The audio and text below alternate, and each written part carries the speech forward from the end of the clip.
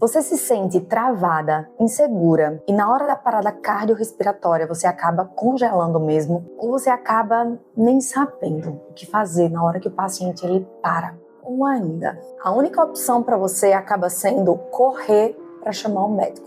Se você se identificou com alguma fala minha, fica aqui comigo porque hoje eu vou te explicar em 6 passos tudo o que você, enfermeira, precisa saber para se sentir segura e agir com autonomia diante da intercorrência mais temida por a gente, a parada cardiorrespiratória. Eu vou trazer para vocês todo o passo a passo, mas não só o passo a passo da técnica, e sim como você pensar, como você agir, como você conduzir a sua equipe com base no que a gente tem de mais atual nas diretrizes da American Heart Association e também no nosso curso Descomplicando o Algoritmo da PCR. Antes de tudo, a gente precisa entender uma coisa. Deixa eu trazer aqui para vocês isso que muda totalmente a sua cabecinha. Quem muda a mortalidade numa parada cardiorrespiratória é a enfermeira. É você quem está lá na beira-leito e reconhece primeiro que o paciente está lá parado. É você que inicia o suporte básico de vida. E deixa eu contar.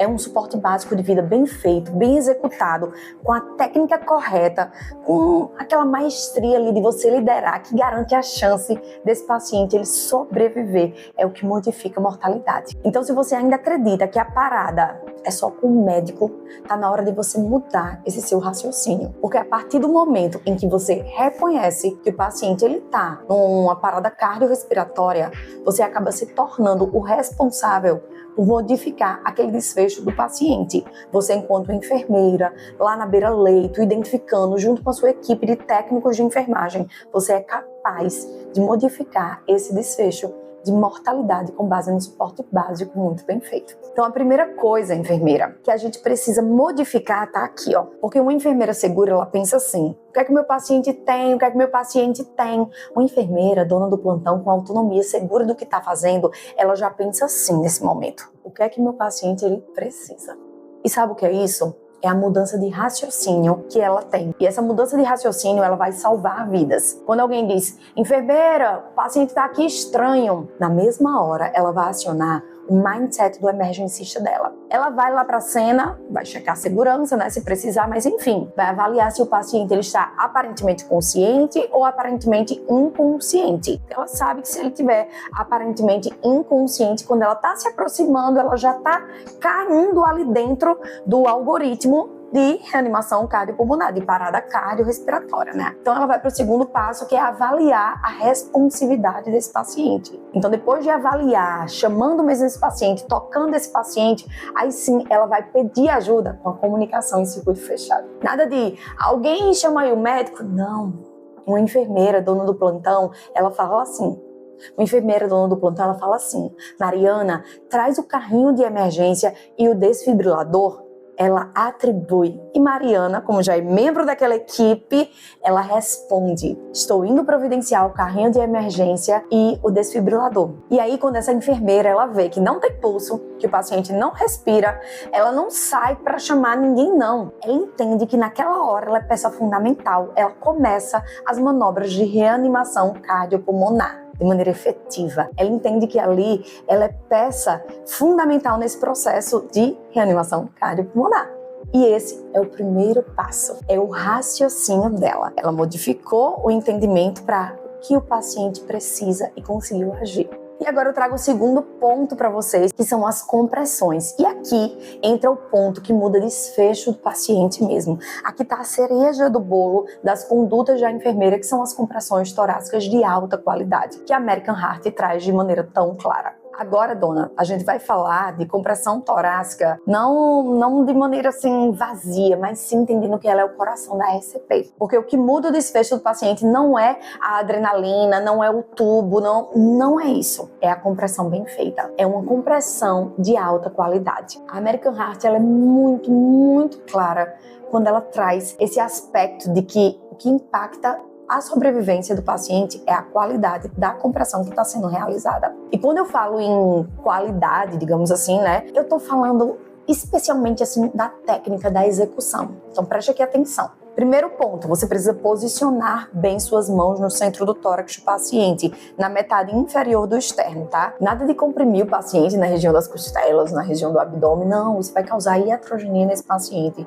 seja fraturas, seja um paciente que comeu algo e você tá lá comprimindo o abdômen e ele pode regurgitar, broncoaspirar. Segundo ponto, é a base da mão da gente que vai no tórax do paciente, que a gente chama essa região daqui de região hipotenada. Ela que vai ter contato direto com o externo do paciente. A outra mão, ela precisa ir por cima, entrelaçando os dedos e deixando-os levantados, certo? Mas sem a gente estar encostando mesmo no tórax desse paciente. E os seus braços, eles precisam estar completamente estendidos, sem dobrar o cotovelo, tá bom? Para que a energia que você está fazendo ali, a força que você está fazendo, que vai se transformar em energia, ela não dissipe. Lembrem, o movimento ele vem do tronco, não é dos braços, tá bom? Então você literalmente vai usar o peso do seu corpo para fazer essa força. Não importa se você é magrinha, você vai conseguir se você realizar a técnica correta. Porque se você usar só os braços, em 2 minutos você vai estar ali exausta e as compressões, elas não vão ser realizadas de maneira eficaz, tá bom? Outro ponto importante é que o ombro da gente, ele precisa ficar alinhado com o externo do paciente, formando praticamente uma linha reta. Isso vai garantir que a força que a gente está colocando ali no tórax do paciente, ela seja melhor aproveitada devido ao ângulo mesmo, aquela coisa ali de matemática, física, enfim. E Priscila, como é que eu faço isso na prática? Como é que eu vou saber se realmente eu estou fazendo tudo direitinho? Treinando. Mas você não precisa pegar o melhor manequim para treinar, tá num centro de simulação realística, não. Você pode fazer isso na sua casa, com uma almofada, com um objeto, mas é essencial que você treine antes de vivenciar na prática a parada cardiorrespiratória. Agora vamos falar ainda nas compressões sobre a profundidade. Gente, a profundidade das compressões no adulto, ela deve ser de 5 a 6 centímetros. Como é que eu sei? Treinando, certo? E outro ponto importante é que a gente sempre precisa permitir o retorno completo do tórax. Por quê, Priscila? Vocês lembram que as coronárias, elas se enchem no momento da diástole? Então, se eu não permito o retorno do tórax, eu não estou permitindo uma diástole adequada. Então, isso leva prejuízos para esse paciente. E outra coisa também muito importante, são vários pontos, mas que na prática, quando você vai juntando, você entende que é realmente o contexto. Você não pode estar se apoiando no tórax do paciente, porque isso vai dificultar o quê? O retorno total do tórax. E se você não permite o retorno total do tórax, você não permite que o coração ele se enche de sangue para a próxima ejeção. Com relação à frequência, gente, a frequência ela precisa ser de 100 a 120 compressões por minuto. E um bom jeito, que até a American Heart ela traz isso pra gente, da gente conseguir memorizar essa frequência, é a gente seguir o ritmo de uma música, ou a gente utilizar mesmo o metrônomo. Utilize a tecnologia ao seu favor. Então vai lá, no momento mesmo da parada, e pede pra alguém dar o play no metrônomo, que isso vai ajudar muito a sua equipe. E se tiver alguém ventilando com bolsa, válvula, máscara, com dispositivo bolsa, válvula, máscara, que alguns chamam de ambu, né? São realizadas 30 compressões para cada 2 ventilações. Mas se o paciente ele estiver entubado, lembre que as compressões elas são contínuas, sem pausa, e a ventilação ela é feita separadamente. Os dois se tornam independentes. De forma coordenada com o seu time, você vai realizando as compressões e as ventilações de maneira independente. E aqui entra o que a American Heart reforça com todas as letras. Nunca interrompa as compressões por mais de 10 segundos. Como assim, Priscila? Vou repetir. Nunca interrompa as compressões por mais de 10 segundos. O enfermeiro, ele precisa compreender muito bem isso e ter isso muito bem alicerçado na sua cabeça, porque lembre, na reanimação cardiopulmonar somos nós que conhecemos a equipe, somos nós que com o desenvolvimento da nossa comunicação, a gente está ali liderando a equipe, comunicando, observando detalhes que por vezes o médico que está liderando, pensando nas causas, ele não está observando. E o que funciona dentro da reanimação cardiopulmonar é um atendimento multiprofissional, interdisciplinar ou até transdisciplinar com o uso das intervenções construtivas no nosso processo de comunicação. Mas vamos voltar aqui. Por que, Priscila, a gente não pode pausar essas compressões por mais de 10 segundos? Porque quanto maior o tempo que a gente fica sem comprimir, cai a pressão de perfusão cerebral e coronariana. O sangue ele para de circular. Então, todo aquele trabalho que a gente fez, essa pressão ela diminui. É como se a gente perdesse todo aquele trabalho que estivesse sendo feito. Então, lembra disso como um princípio, como uma verdade absoluta. Se parou de comprimir, o sangue ele parou de chegar. Essa é a diferença entre uma RCP mecânica, feita de qualquer jeito, e uma RCP com propósito, com intencionalidade, que uma dona do plantão ela consegue raciocinar. E é isso que define também a percepção que os outros vão ter sobre você. Que não existe palco melhor para a gente mostrar a nossa autoridade, mostrar o profissional que a gente é, do que uma reanimação cardiopulmonar. Priscila, e quais as situações que assim, eu preciso parar para realmente fazer algo? Dá para eu parar por até 10 segundos? Que situações são essas? Vocês entenderam que a regra ela é clara, né? Mas tem algumas situações que a gente precisa parar por menos de 10 segundos. Que é lá no início, na checagem do pulso, que a gente tem 10 segundos ali para avaliar. Ou quando a gente for checar o pulso desse paciente para ver se ele voltou, e também no uso do desfibrilador. A pausa acontece para que possa ser analisado o ritmo. E essa pausa ela precisa ser mínima, 10 segundos, minhas donas. Depois do choque, a gente tem que lembrar de voltar a comprimir imediatamente, tá? O foco da RCP é a compressão. O coração da RCP é a compressão.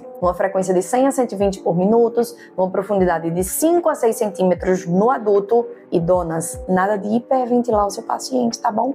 Lembrem que a caixa torácica ela é como um todo. Então, se você hiperventila, isso acaba diminuindo o retorno venoso e aí gera complicações também na diástole desse coração. Agora vamos falar do terceiro ponto, ritmos e o raciocínio clínico frente a um ritmo que você está identificando ali no monitor. Não quero nada de vocês estarem utilizando o DEA. Eu quero vocês interpretando o ritmo no cardioversor.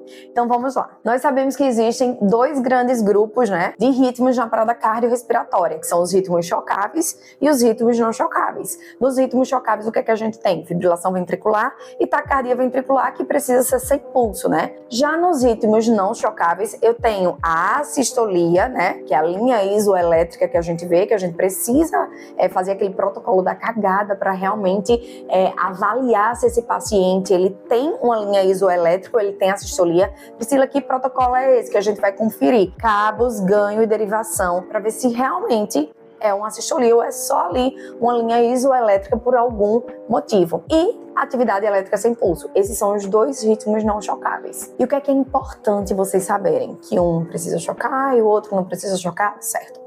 Mas deixa eu contar uma coisa para vocês que ajuda muito no raciocínio da gente. No hospital, os ritmos não chocáveis, eles são mais comuns. E geralmente o paciente ele para por atividade elétrica sem pulso, AESP. Pode ser causado por hipóxia, hipovolemia ou geralmente o que acontece também são distúrbios metabólicos para esse paciente. Já no contexto fora do hospital, o que a gente tem de mais comum de ritmo de parada é a fibrilação ventricular. Isso muda totalmente, como eu falei, o raciocínio da gente. É entender que o paciente que eu estou ali no contexto hospitalar, ele geralmente para por um ritmo não chocável e eu preciso compreender que se ele parou por um ritmo não chocável, eu não vou estar indo atrás do desfibrilador, não. Eu sei que naquele momento o que ele precisa é de compressão de alta qualidade, de adrenalina, sim. Então, funcionar um acesso para esse paciente é relevante e também é essencial eu começar a pensar qual a causa dessa PCR. Será que é uma causa reversível? Vamos aqui comigo revisar as causas da parada cardiorrespiratória. Então, no contexto dos 5Hs e 5Ts, eu preciso lembrar quais são os 5Hs: hipóxia, hipovolemia, hidrogênio, que é a acidose, né? Hipo ou hipercalemia e hipotermia. São essas 5 causas no H. Já no T, eu tenho tensão, ocasionada pelo pneumotórax, tamponamento cardíaco, trombose pulmonar, trombose coronariana e também utilização de substâncias tóxicas. Então eu tenho que estar com esse repertório na minha cabecinha para que eu possa compreender, será que há algum desse frente a essa clínica desse paciente? E nesse paciente com ritmo não chocável, essa é uma informação muito relevante para a gente tentar reverter esse quadro do paciente. Quarto ponto, eu quero trazer aqui para vocês um mantra da RCP para você nunca mais falhar na sequência. Eu quero que você grave isso no seu coração, tá? Esse mantra: compressão, checagem do ritmo, droga e choque. Compressão, checagem do ritmo, droga e choque. Entendendo isso, você consegue compreender o protocolo. Porque deixa eu contar uma coisa pra vocês. Eu já vivenciei paradas que eu não sabia como agir. Sabe por quê? Porque eu achava que o que fazia eu agir era decorar o protocolo. Quando eu entendi que, na verdade, o que fazia eu agir, me sentir segura, conseguir realmente colocar em prática aquele protocolo, era raciocinar. E é esse o convite que eu estou fazendo aqui para vocês, para que a gente possa raciocinar mediante o contexto do paciente em uma parada cardiorrespiratória. Esse mantra, compressão, checagem de ritmo, droga e choque, é a sequência que a gente tem lá no algoritmo de RCP. A cada 2 minutos, minhas donas, a gente precisa reavaliar o ritmo. Se ele for chocável, a gente desfibrila e volta a comprimir. Se não for chocável, a gente aplica a droga e segue o ciclo. É simples, é lógico e compreendendo isso, tendo esse mantra, você tem a oportunidade de salvar vidas. Agora vamos falar sobre as drogas. Existem algumas drogas muito importantes dentro do contexto da reanimação cardiopulmonar. Adrenalina, amiodarona, lidocaína e vou trazer para vocês também aqui o magnésio. A adrenalina, gente, compreendam que a administração é de 1 miligrama, uma ampola, a cada 3 a 5 minutos para todos os ritmos. Já a amiodarona, ela vai ser administrada nos ritmos chocáveis. É um antiarrítmico. E aí, qual a dose da amiodarona? A amiodarona, ela deve ser administrada, a primeira dose, 300 miligramas de amiodarona, ou seja, 2 ampolas, e a segunda dose, 150 miligramas de amiodarona, ou seja, uma ampola. Outra medicação que a gente pode administrar de antiarrítmico é a lidocaína. A lidocaína, ela é uma alternativa se a gente não tiver amiodarona. Ai, Priscila, por que é uma alternativa? Porque a amiodarona, ela não é dose dependente. A lidocaína, ela é dose dependente. Então, nos ritmos chocáveis, se torna mais prático mesmo. Eu tô aqui falando de dia a dia. Tô aqui falando de plantão mesmo para vocês. Na prática, é mais fácil, mais rápido a gente simplesmente pegar 2 ampolas de amiodarona, aspirei e administrei, fiz o flush, elevei o braço, depois pego uma ampola, né, se eu precisar fazer a segunda dose, se ainda continuar nesse ritmo chocável, posso fazer a segunda dose. Então, eu, na minha prática clínica, eu nunca fiz a lidocaína. Eu tenho 16 anos de urgência, de emergência, de SAMU, de sala vermelha, de pronto-socorro, de centro cirúrgico, de UTI, enfim. E nesses 16 anos, eu nunca fiz a administração de lidocaína, apenas de amiodarona. Mas se na sua instituição não tem amiodarona, então é importante você ter no seu repertório cognitivo que a lidocaína, ela é realmente uma opção frente aos antiarrítmicos no ritmo chocável. Agora vamos falar do magnésio. O magnésio, ele vai ser administrado numa situação muito peculiar, muito particular, que é quando a gente tem a arritmia do torsade de points. É comum? Não, não é comum. Mas vocês precisam entender que nessa situação a gente pode administrar magnésio para os nossos pacientes. E sobre as vias de administração, é consenso o acesso preferencial seu venoso periférico, né? De preferência, gente, aqui, tá? Na fossa cubital. Por quê, Priscila? Porque digamos que é o trajeto mais curto para o coração, garante que o efeito seja mais rápido, compreendam assim. Mas se não tiver como pegar um acesso periférico nesse paciente, a gente pode usar, por exemplo, o tubo endotraqueal. Só que entendam, algumas drogas podem ser administradas pelo tubo, certo? Que é a adrenalina, a atropina, a lidocaína e naloxona também, mas nesse caso aqui a gente não tá falando nem da atropina nem da naloxona, né? A gente não pode diluir essa medicação em 10 ml e aí depois a gente faz 5 ventilações para a gente otimizar a absorção dessa medicação. Mas lembre, a administração pelo tubo é uma exceção, certo? E agora vamos falar do nosso 6º passo, cuidados pós-PCR. O pós-PCR é onde muita gente relaxa. Ah, paciente voltou, paciente voltou, paciente voltou. Mas é onde uma enfermeira, dona do plantão, ela mostra que ela tem maturidade e liderança para entender que ali sim está o momento que ela precisa performar. O momento do retorno da circulação, ele jamais pode ser compreendido como o fim, e sim como o começo do cuidado de enfermagem, do cuidado prestado a esse paciente. A gente precisa garantir para esse paciente, primeiro ponto, uma saturação acima de 94%. Segundo ponto, uma pressão arterial média acima de 65 milímetros de mercúrio. Terceiro ponto, controle de temperatura. O que também a gente precisa estar muito atento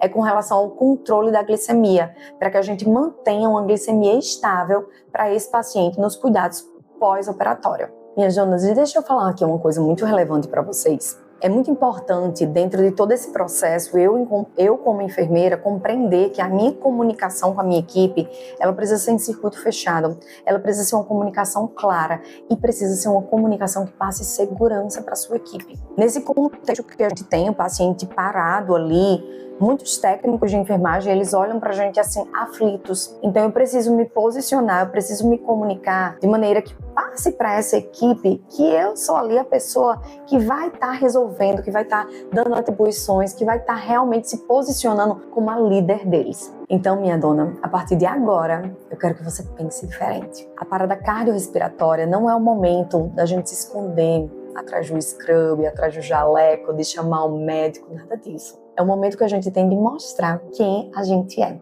quem você é como enfermeira. Porque eu falo assim, bem de coração aberto, ser uma dona do plantão jamais vai ser sobre decorar um protocolo. É sobre ter autonomia, é sobre a gente construir a postura da gente, segurança, para que a gente possa conduzir o cuidado quando todo mundo ali geralmente trava. Eu sei, dá medo, dá insegurança, mas é justamente ali, no meio daquele caos mesmo do paciente parando, que você mostra que você está preparada. Porque a diferença entre quem se desespera ali no momento da parada e quem conduz o time é o preparo.